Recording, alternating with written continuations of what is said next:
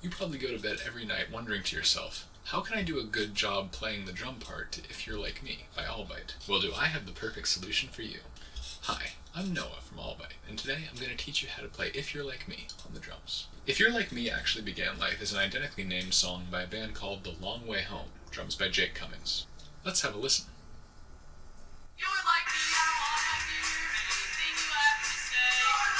When it came time to reimagine the song, I felt it necessary to maintain the essence of what he created while still adding in a new flavor to make sure I didn't lose my entire sense of self. I see this song as being three basic sections, two verses separated by a guitar solo. The first section is the most straightforward and goes like this in both versions. This is a pretty basic double time punk pattern. Quarters on the hi-hat, 1, 2, 3, 4. Snare on 2 and 4. 1, 2, 3, 4. You might say, Noah, don't you mean eighths on the hi-hat and snare on the offbeats?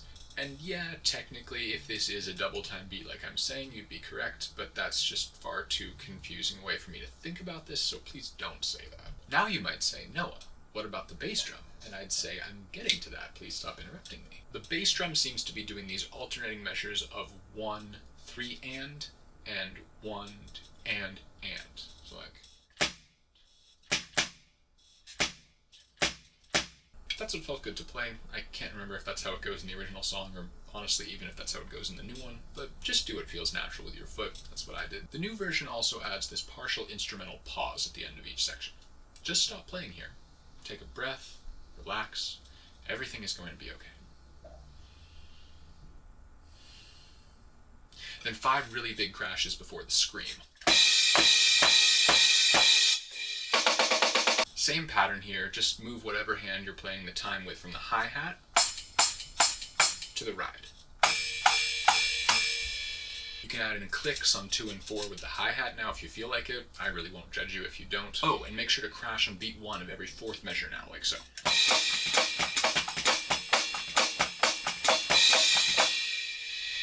That's every 2nd measure for those of you still mad about my temporal interpretation. The fill in the middle of the solo is for me the transitional moment from the percussive feel of the original to the new version.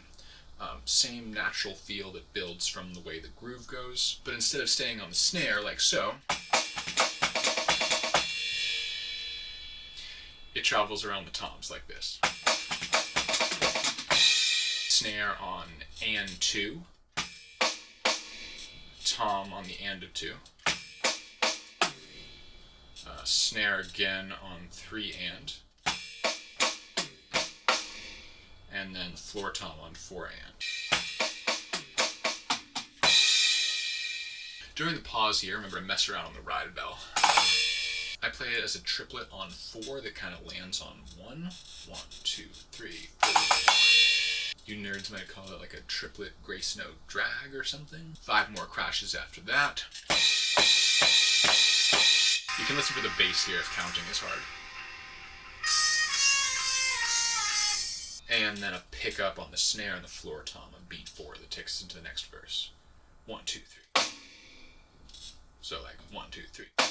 Now part 3. This is where it goes off the rails a little bit. I don't know what this technique is called, but to me it feels like synthesizing kind of a normal double time feel. You know, what we've been doing with this sort of 16th note hi-hat pattern.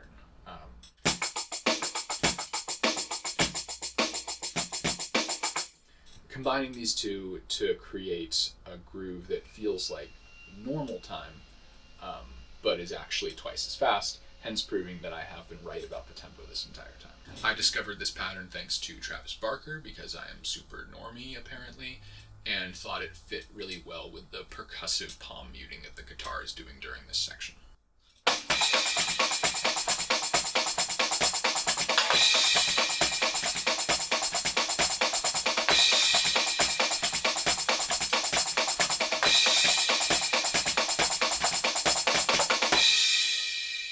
Keep playing your crashes on every 4th measure here, but lead into them by playing 4 and instead of just 4 on the snare, because it sounds really cool.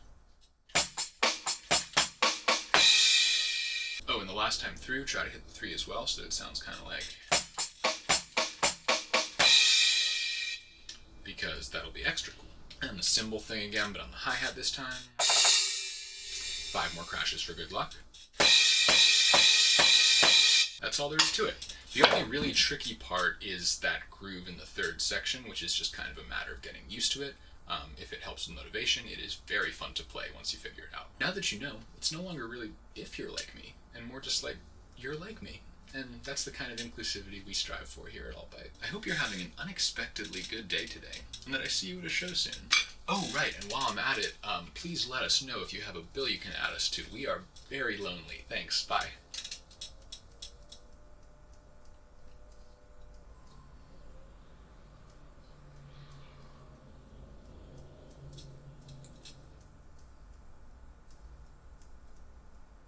My arm is making this weird cracking sound.